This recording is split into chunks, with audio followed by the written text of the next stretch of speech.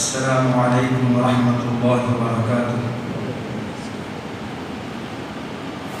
الحمد للہ رب العالمین، والصلاة والسلام علی سید الانبیاء والمرسلین وعلی آلہ وصحبہ وازواجہ واتباعہ وذریتہ واہل بیتہ اجمعین، اما بعد فاعوذ باللہ من الشیطان الرجیم، بسم اللہ الرحمن الرحیم۔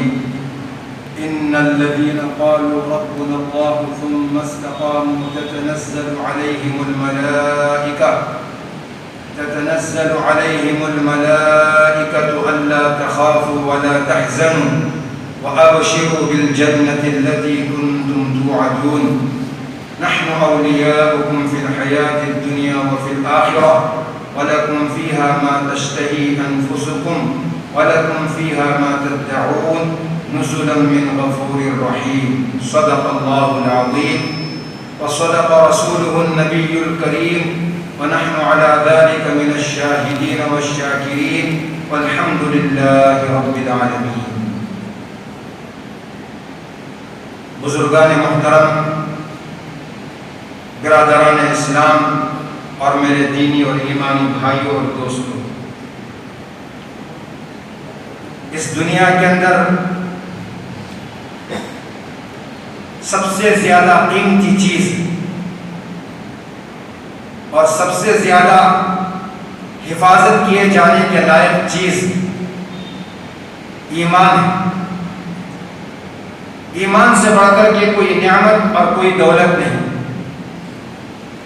ہم لوگ دنیا کی اشیاء کو اور چیزوں کو نعمت اور دولت سمجھتے ہیں۔ یقیناً یہ ساری چیزیں نعمتیں ہیں، دولتیں ہیں، لیکن سب سے بڑی نعمت اور سب سے بڑی دولت ایمان کی نعمت اور ایمان کی دولت ہے۔ اس سے بڑھ کر کچھ بھی نہیں۔ یہ جو حقیقت ہے، یہ حقیقت سب سے زیادہ حضرات انبیاء علیہ السلام جانتے تھے، اور حضرات انبیاء علیہ السلام کے جو متبعین ہیں اور جو پیروکار اور فالوورز ہیں وہ اس بات کو اچھی طریقے سے جانتے تھے کہ ایمان سے بڑھ کر کے کوئی دولت نہیں، اور جو چیز جتنی زیادہ قیمتی ہوتی ہے اس کے اوپر ڈاکے بھی زیادہ ڈالے جاتے ہیں اور اس کی حفاظت کا انتظام بھی زیادہ کیا جاتا ہے۔ گھر کی جو اشیاء ہیں، چیزیں ہیں، بسا اوقات کچھ چیزیں ایسی ہیں جو باہر بھی رکھی جاتی ہیں، ان کی چوری ہو جانے کا کوئی ڈر اور اندیشہ نہیں ہوتا ہے۔ جوتے چپل معمولی سے ہیں، باہر بھی چھوڑ دیے جاتے ہیں، قیمتی ہو تو اسے اندر اٹھا کر کے رکھتے ہیں، اور کچھ چیزیں ہوتی ہیں گھر کے اندر ہی آنگن میں رکھی ہوئی ہوتی ہیں، کچن میں رکھی ہوئی ہوتی ہیں، اور کچھ جو ہے آگے ادھر ادھر رکھی ہوئی ہوتی ہیں۔ لیکن جو سونا ہوتا ہے اور جو پیسے ہوتے ہیں وہ ویسے ہی رکھے نہیں جاتے، تجوری کے اندر اٹھا کر کے رکھتے ہیں، لاکر میں کے رکھتے ہیں، لاک ڈال کر کے رکھتے ہیں۔ پیسے، زیورات، سونا، چاندی، یہ چیزیں کھلم کھلا گھر کے اندر ڈال کر کے نہیں رکھتے، جبکہ گھر میں کوئی آنے جانے والا نہ ہو تو بھی۔ تو کیوں؟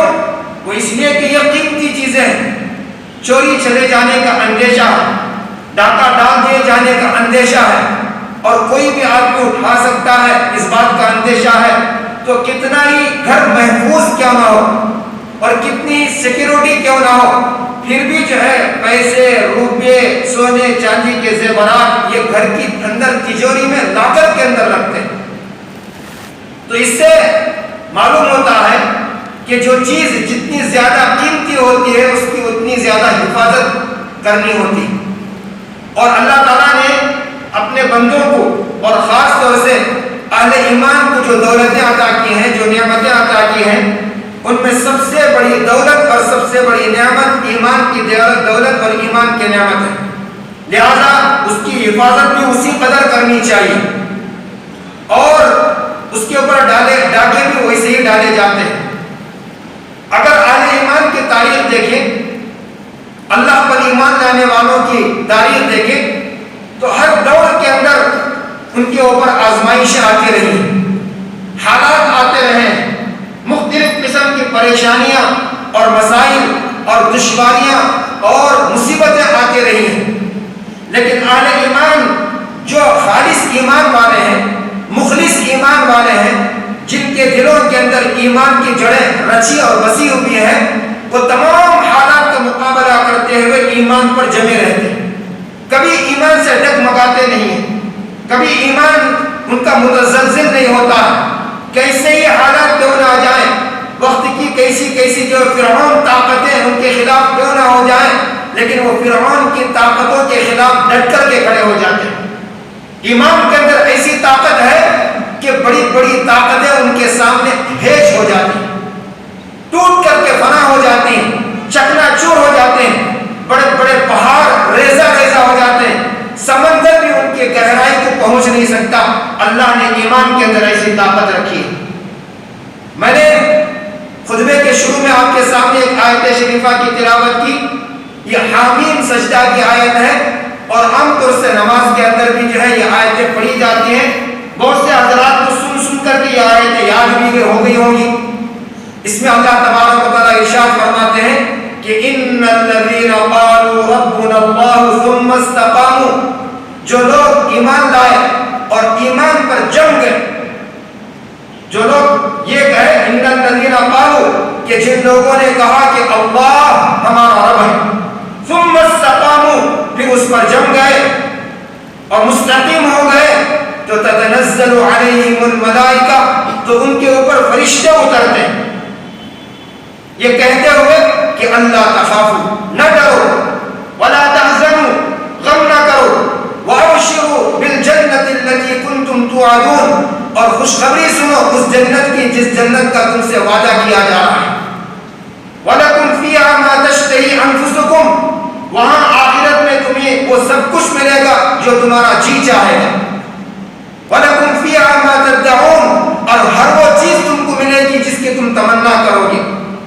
اور اللہ فرماتے ہیں کہ نحن اولیاؤکم فی الحیات الدنیا وفی الآخرہ، کہ ہم اس دنیا کی زندگی میں بھی تمہارے ساتھی اور دوست ہیں، آخرت میں بھی تمہارے دوست اور ساتھی ہیں۔ اور اللہ تعالیٰ نے جو فرمایا کہ تمہیں سب کچھ ملے گا جو تمہارا جی چاہے گا، اور ہر وہ چیز ملے گی جس کی تم تمنا کرو گے، نزلا من غفور الرحیم، یہ ضیافت ہے، مہمانی ہے اس ذات کی طرف سے جو غفور الرحیم ہے۔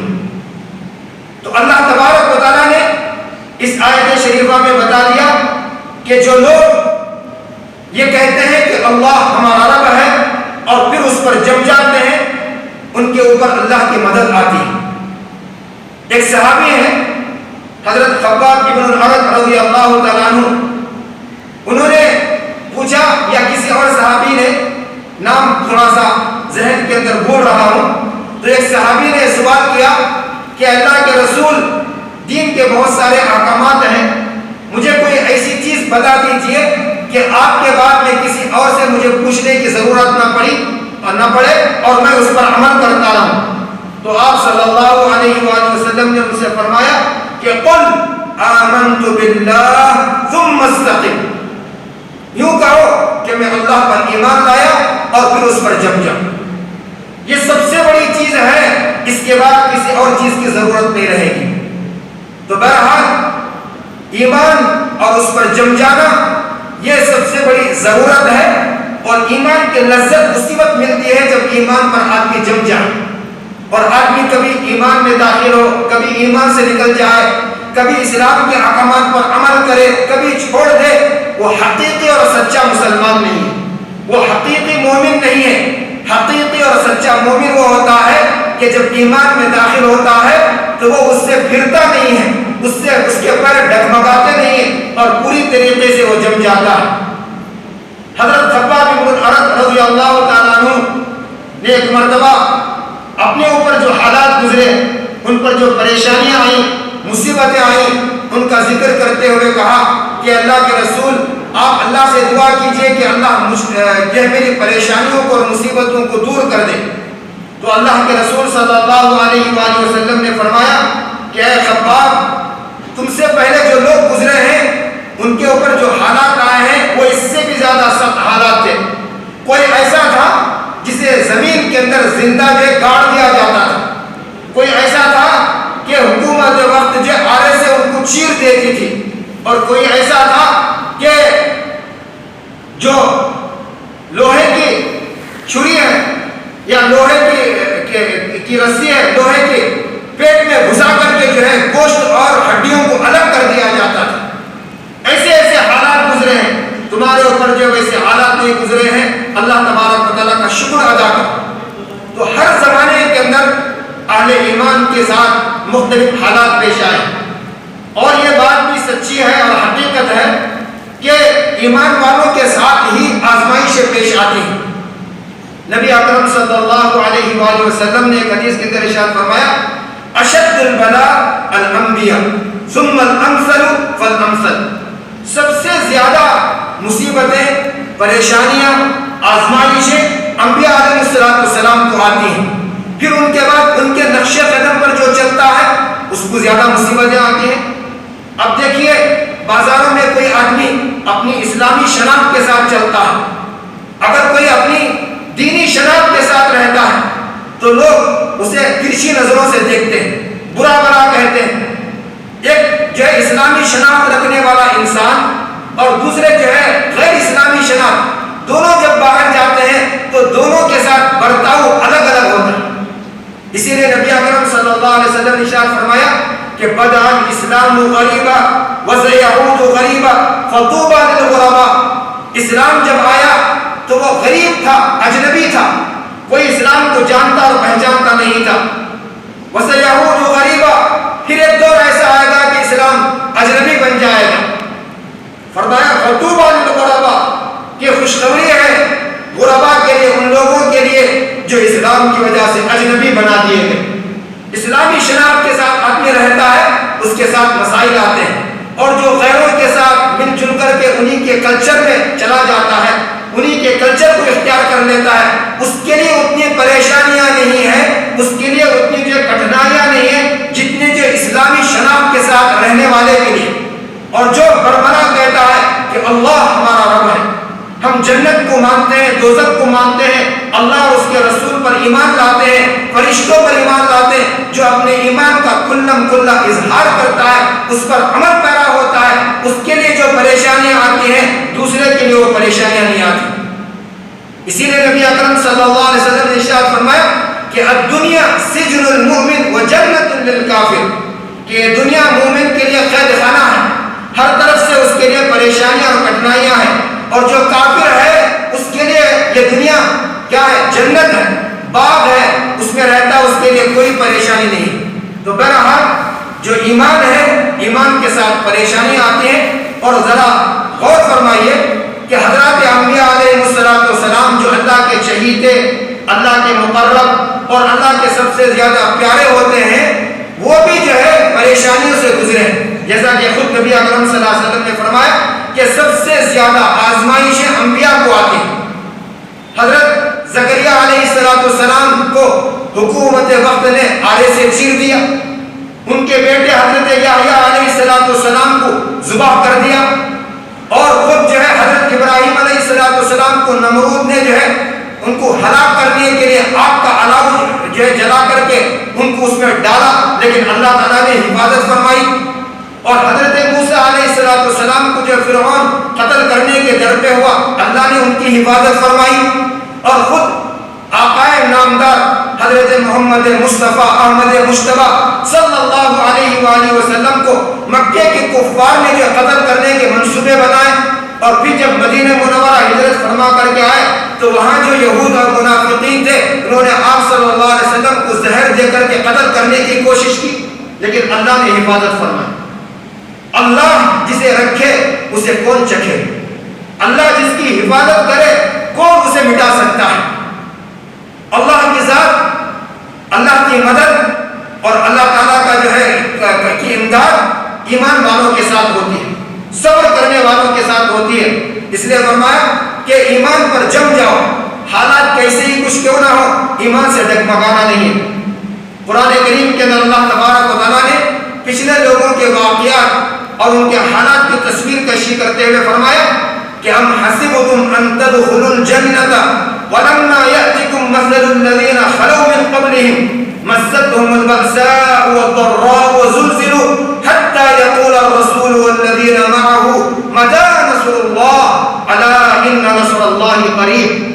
اے مسلمانوں، کیا تم یہ سمجھتے ہو کہ یوں ہی جنت کے اندر داخل ہو جاؤ گے اور یوں ہی جنت تم کو مل جائے گی، جبکہ تمہارے اوپر وہ حالات نہیں آئے ہیں جو پچھلے لوگوں پر حالات آئے ہیں؟ پچھلے لوگوں پر کیا حالات آئی؟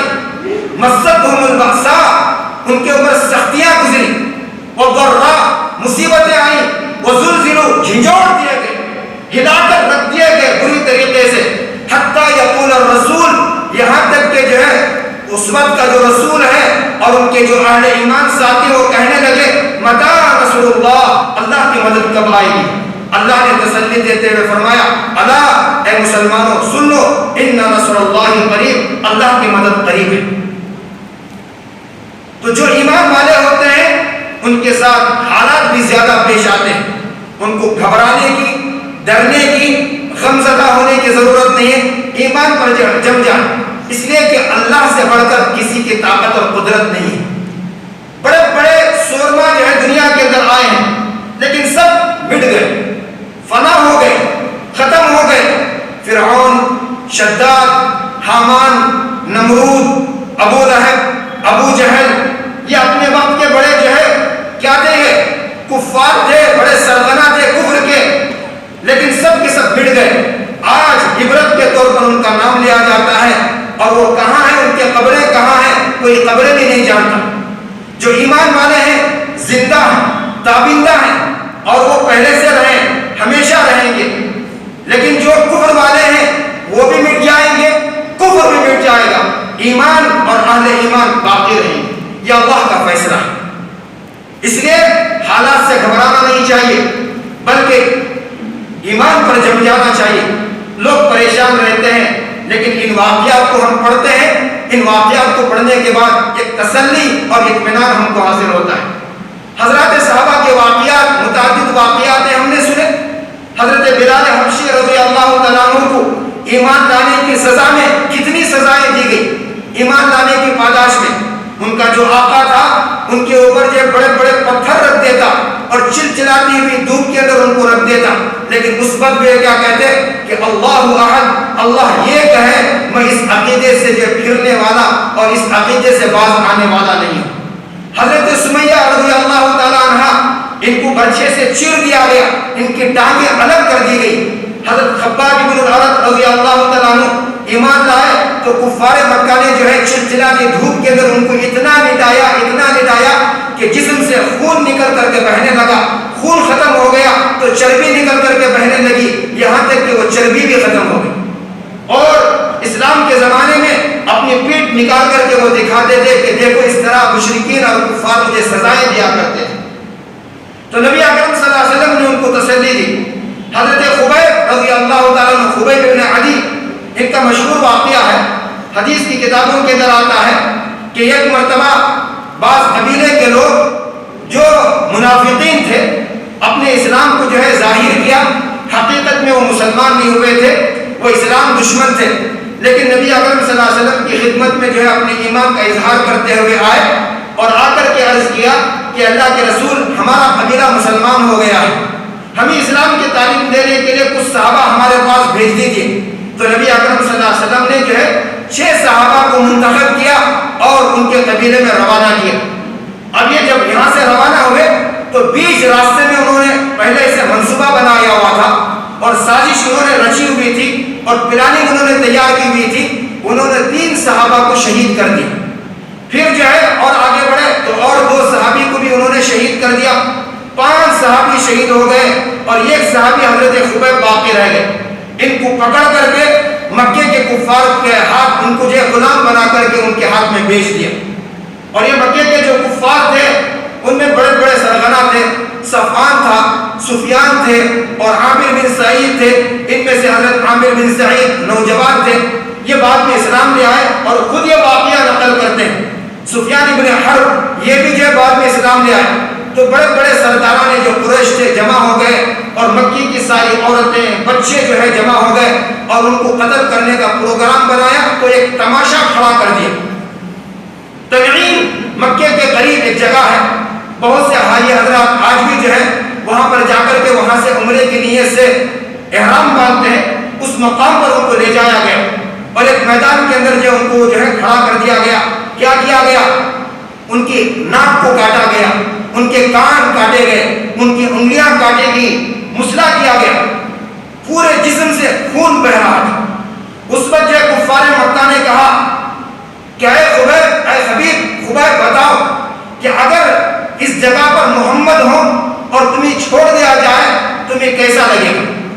حضرت خباب ان کے جسم سے خون بہ رہا تھا اور ان کے جسم کا مسلا کر دیا گیا تھا, ناک کان پیر انگلیاں ہاتھ پاؤں کی کاٹ دی گئی تھی.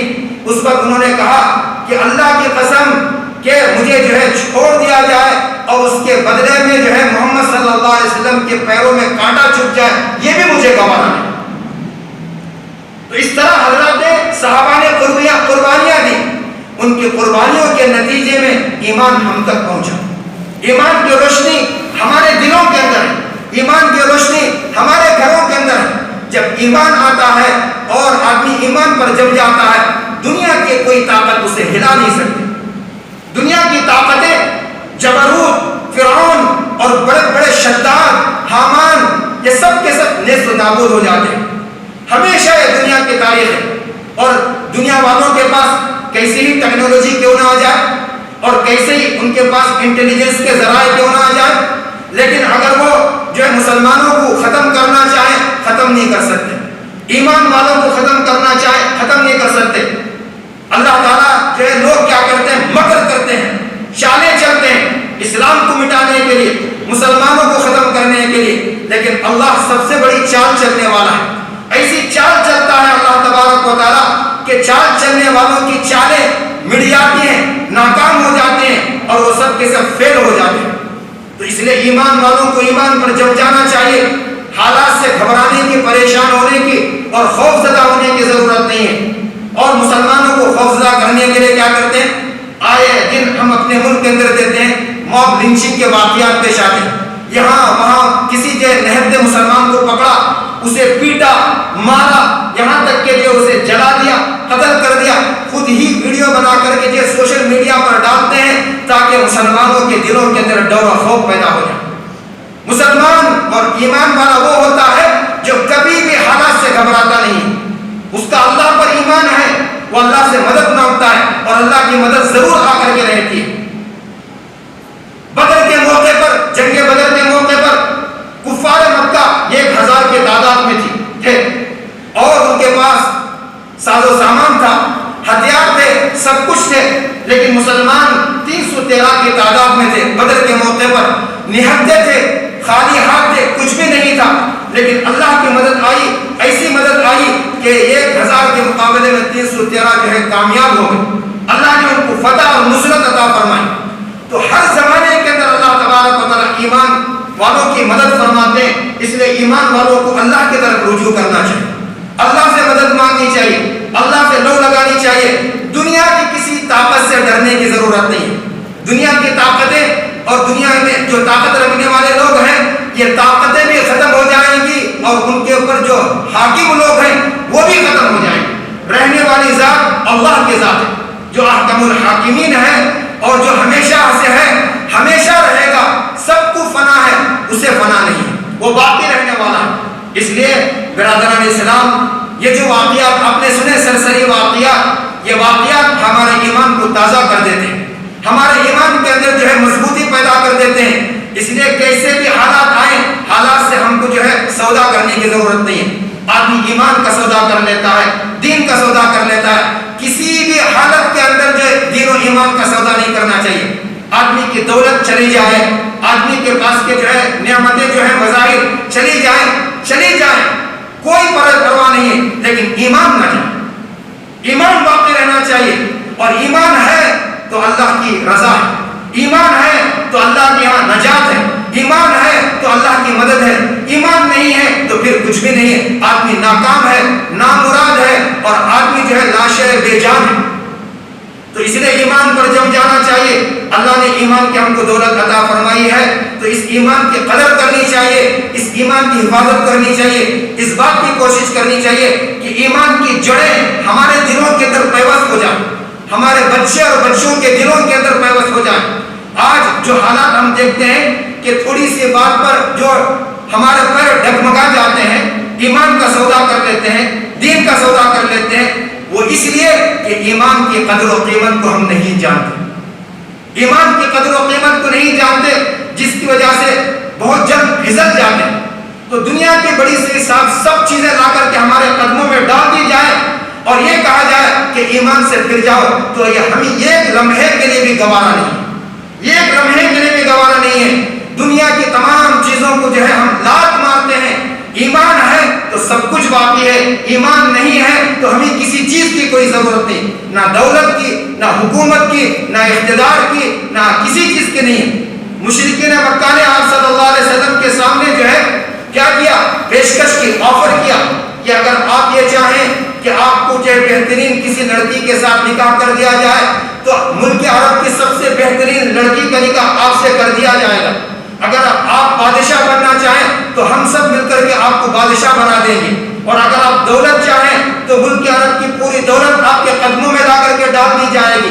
لالچ دیا، پہلے تو ڈرایا، دھمکایا، اور آپ صلی اللہ علیہ وسلم کے جو چچا تھے حضرت خواجہ ابو طالب ان کے پاس آئے اور آ کر کے کہنے لگے کہ تمہارا جو بھتیجا ہے وہ ایمان کی دعوت دیتا ہے اور جو معبودان باطلہ ہیں ان کو برا بھلا کہتا ہے اور یہ کہتا ہے کہ اللہ کے سوا کوئی عبادت کے لائق نہیں ہے، ہم تو کئی خداؤں کی پوجا کرتے ہیں، اے ابو طالب آپ اپنے بھتیجے کو سمجھائیے۔ تو خواجہ ابو طالب جو بڑے ہمدرد تھے، خیر خواہ تھے، انہوں نے کہا کہ بھتیجے کہ تم اس دعوت سے باز آ جاؤ، اس کو چھوڑ دو۔ تو نبی اکرم صلی اللہ علیہ وسلم کی آنکھوں سے آنسو آ گئے اور فرمانے لگے کہ اے چچا، میرے ایک ہاتھ کے اندر سورج کو رکھ دیا جائے، ایک ہاتھ میں چاند کو رکھ دیا جائے، تب بھی میں اس دعوت سے باز آنے والا نہیں۔ یہ دنیا کے لوگ لالچے دے، دھمکیاں دے، لیکن ان کی دھمکیاں بھی ختم ہو جائیں گی، لالچیں بھی ختم ہو جائیں گی، لیکن ایمان کی طاقت کبھی ختم ہونے والی نہیں۔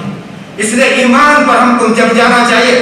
تو نبی اکرم صلی اللہ علیہ وسلم نے صحابی رسول کے سوال پر فرمایا کہ اللہ کے رسول مجھے کوئی ایسی بات بتا دیجئے کہ آپ کے بعد مجھے کسی سے پوچھنے کی ضرورت نہ پڑے۔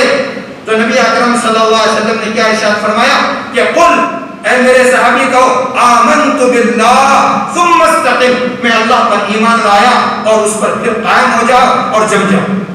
علامہ اقبال رحمۃ اللہ علیہ کا مشہور شعر ہے، فرماتے ہیں علامہ اقبال رحمۃ اللہ علیہ جن کو شاعر مشرق کہا جاتا ہے کہ چومی گویم مسلمانم بلرزم، چومی گویم مسلمانم بلرزم کہ دانم مشکلات لا الہ الا اللہ۔ فارسی کا شعر ہے، کہتے ہیں کہ جب میں اپنے آپ کو مسلمان کہتا ہوں تو میں لرز جاتا ہوں، کام جاتا ہوں، میرے بدن کے اندر جھرجھری پیدا ہو جاتی ہے۔ کیوں؟ کہ لا الہ الا اللہ کلمہ پڑھنے کے بعد جو مشکلات پیش آتے ہیں ان کو میں جانتا ہوں، اس لیے جب میں اپنے آپ کو مسلمان کہتا ہوں لرز جاتا ہوں۔ تو مسلمان کے ساتھ حالات پیش آتے ہیں، آزمائشیں آتی ہیں، مسلمانوں کو حالات سے گھبرانے کی ضرورت نہیں ہے، سب سے بڑی طاقت اللہ کی طاقت ہے۔ اسی لیے اذانوں میں، اقامت میں اوپر چڑھتے ہوئے ہر وقت کیا کہا جاتا ہے؟ اللہ اکبر، اللہ سب سے بڑے۔ اذان میں پوری دنیا کے اندر رات دن کوئی لمحہ ایسا نہیں گزرتا جب اللہ کی بڑائی بیان نہ کی جاتی ہو، کوئی لمحہ۔ اسی لیے اللہ تعالیٰ نے جو ایک دنیا کا جو نظام بنایا، رات و دن کا نظام بنایا، کہیں پر دن، کہیں پر رات، کہیں سورج طلوع ہو رہا ہے، کہیں سورج غروب ہو رہا ہے، کہیں سورج نکل رہا ہے، کہیں سورج جو ہے ڈوب رہا ہے، کوئی لمحہ ایسا نہیں ہوتا جہاں اللہ کا نام اور اللہ کی تکبیر بلند نہ کی جائے۔ بار بار اعلان کیا جاتا ہے کہ اللہ سے بڑھ کر کوئی نہیں ہے، اللہ سب سے بڑے ہیں۔ یہ جو حوصلہ ہے، یہ عقیدہ ہے اور یہ بات ہمارے دلوں کے اندر ہمیشہ ہونی چاہیے۔ اس لیے کبھی ایمان کا سودا نہیں کرنا چاہیے، بڑی سے بڑی طاقتیں آ جائیں، آزمائشیں آ جائیں، لیکن حالات سے کبھی نہیں کرنا چاہیے۔ یہ مسلمان کی پہچان ہے اور اسی وقت اللہ کی جو ہے مدد آتی ہے۔ جو ایمان سے ڈگمگا جاتا ہے اور حالات سے سمجھوتا کر لیتا ہے اور اپنا ایمان جو ہے چھوڑ بیٹھتا ہے، رواداری میں آ کر کے غیروں کے طریقے کو اختیار کر لیتا ہے، بعض مرتبہ ایسا ہوتا ہے کہ آدمی جو ہے کسی کے ساتھ رواداری کرتا ہے تو ڈر کر کے گھبرا کر کے رواداری کر رہا، ڈر کر کے گھبرا کر کے رواداری کرنے کی ضرورت نہیں ہے، کسی سے ڈرنے کی ضرورت نہیں ہے۔ اللہ کی ذات سب سے بڑی ذات، کوئی بھی جو ہے اللہ سے بڑھ کر کے نہیں ہے۔ ہمیں رواداری آ کر کے کسی کے چرنوں میں پیروں میں پڑنے کی ضرورت نہیں ہے۔ اللہ کے سامنے جھکیں، اللہ کے سامنے جھکنے والا کسی کے سامنے نہیں جھکتا، اللہ کے سامنے اپنے ماتھے کو ٹیکنے والا کسی کے سامنے اپنا سر جھکا نہیں سکتا۔ حضرت خبیب کا واقعہ میں نے آپ کے سامنے بیان کیا کہ جب ان کو شہید کیا گیا تو لوگوں نے ان سے جو ہے ان کی خواہش پوچھی کہ خبیب بتاؤ کہ مرنے سے پہلے تمہاری خواہش کیا ہے؟ انہوں نے کہا کہ میں 2 رکعت نماز پڑھنا چاہتا ہوں۔ پھر انہوں نے جو ہے نماز پڑھی، نماز سے فارغ ہو گئے تو فارغ ہونے کے بعد کہنے لگے کہ دیکھو میں نے جلدی سے نماز پڑھ لی، وہ اس لیے کہ تم یہ جو ہے تانا دینے لگو گے کہ موت کے ڈر سے جو ہے خبیب نے لمبی نماز کر دی، نماز لمبی کر دی تو تم یہ تانا نہ دو، اس لیے میں نے جلدی سے نماز پڑھ لی۔ تو جو آدمی اللہ کے سامنے سر جھکاتا ہے وہ دنیا کے سامنے سر نہیں جھکاتا، اس لیے ہم اللہ کے سامنے سر جھکاتے ہیں۔ تو جو اللہ کے سامنے سر جھکانے والے ہیں وہ کسی کے سامنے سر نہیں جھکاتے۔ ہم ماتھا ٹیکتے ہیں اللہ سے، ہاتھ اٹھاتے ہیں، کیا کہتے ہیں؟ ایاک نعبد و ایاک نستعین، ہم تیری ہی عبادت کرتے ہیں، تجھ سے ہی ہم مدد مانگتے ہیں۔ جب اللہ سے مدد مانگتے ہیں اور اللہ سے عبادت کرتے ہیں تو مدد بھی اللہ کی طرف سے ملے گی۔ اس لیے کسی بھی حالات کے اندر ہم کو جو ہے ایمان سے نہیں ڈگمگانا چاہیے، ایمان پر ہم کو قائم و دائم رہنا چاہیے۔ اللہ تعالیٰ مجھے بھی جو ہے ایمان پر قائم دائم رہنے کی توفیق عطا فرمائے، آپ کو بھی اور ہماری تمام نسلوں کو بھی، پوری امت مسلمہ کو اللہ تعالیٰ ایمان پر دائم و قائم رکھے، استقامت عطا فرمائے۔ آمین۔ وآخر دعوانا الحمدللہ رب العالمین۔